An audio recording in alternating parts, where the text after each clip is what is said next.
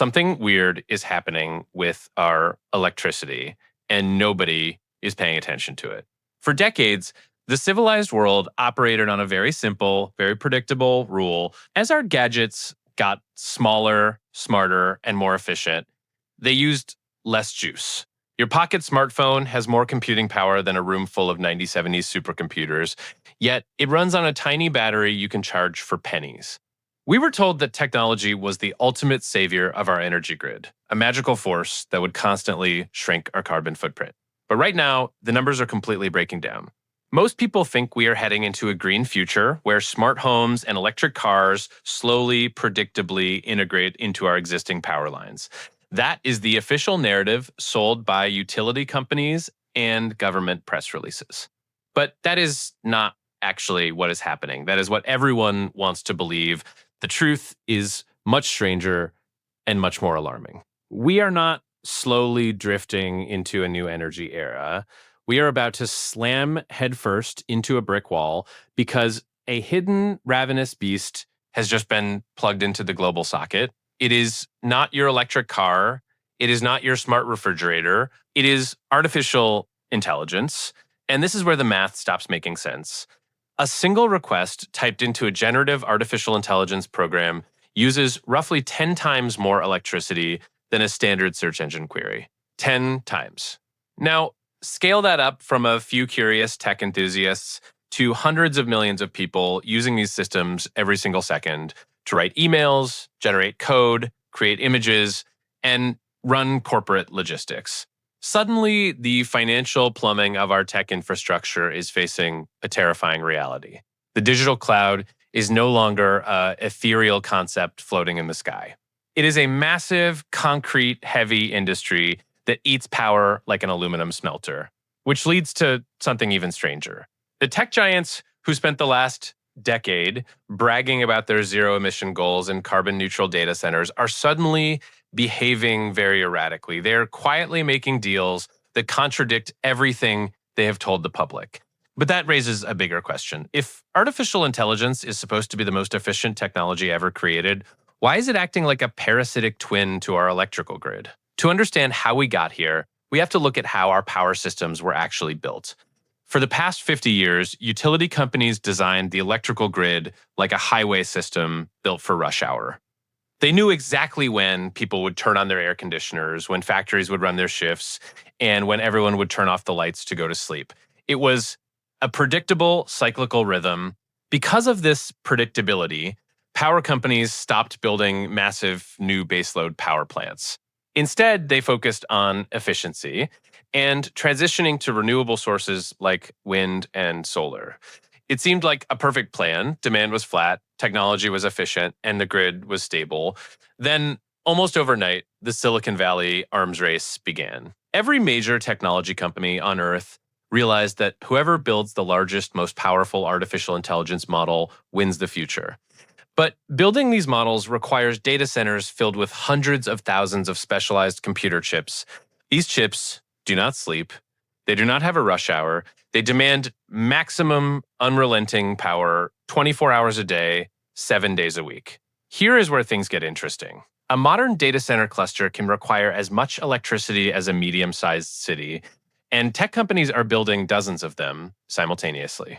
According to a recent study by Goldman Sachs, data center power demand is expected to grow by 160% by the end of the decade. Think about that for a second.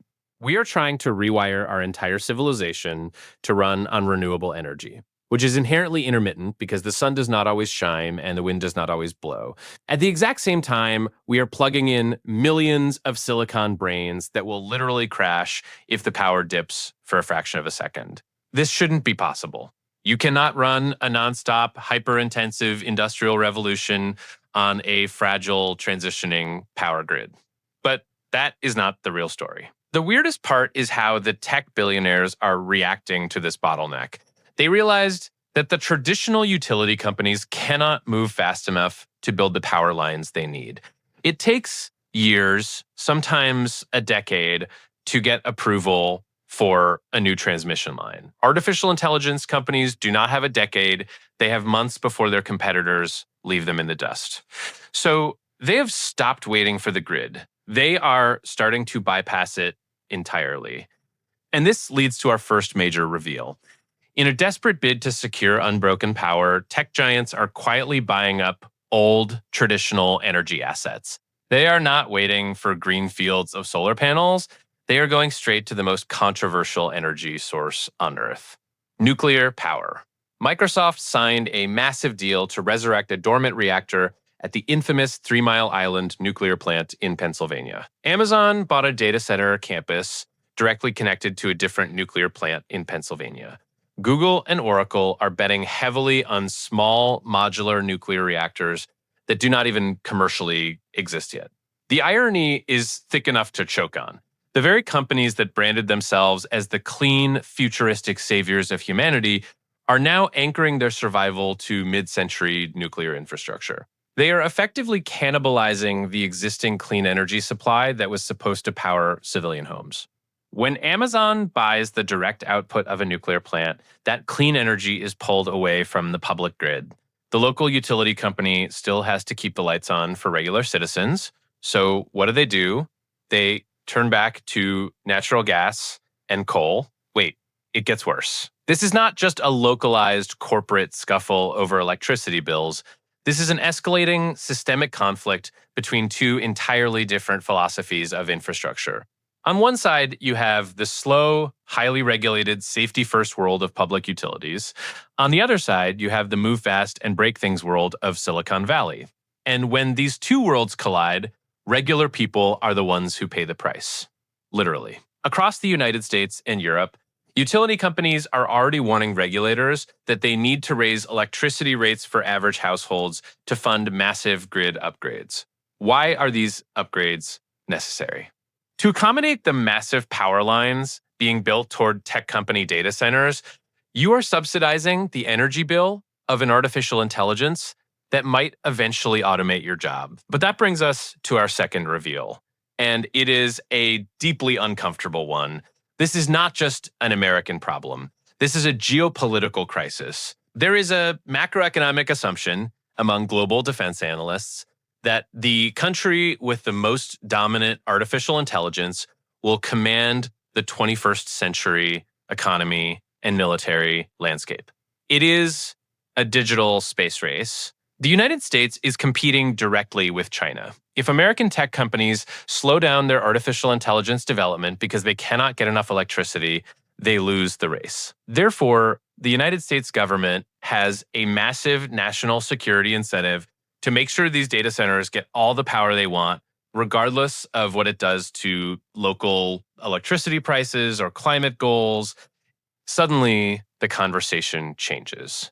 This is no longer about tech companies being greedy. This is about state survival.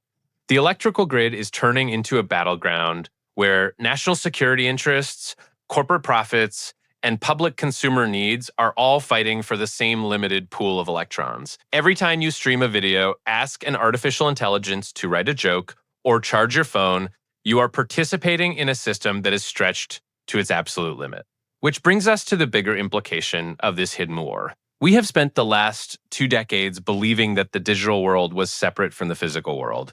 We thought that by moving our lives online, we were escaping the messy, heavy, resource-intensive realities of steel, coal, and concrete. We thought the cloud was weightless.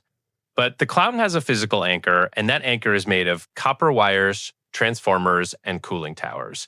The more intelligent our machines become, the more material resources they demand from the physical Earth. Artificial intelligence is not freeing us from the constraints of reality. It is binding us tighter to them. So where does this leave us? We are rapidly approaching a moment where a choice must be made. Do we prioritize the stability of our public infrastructure and the affordability of power for everyday citizens? Or do we sacrifice those things to feed the insatiable appetite of an algorithmic revolution that promises to remake the world? The tech industry is betting that they can innovate their way out of this trap before the grid snaps. They believe their silicon brains will figure out a new way to generate energy, perhaps through nuclear fusion or hyper-efficient algorithms we cannot even conceive of yet.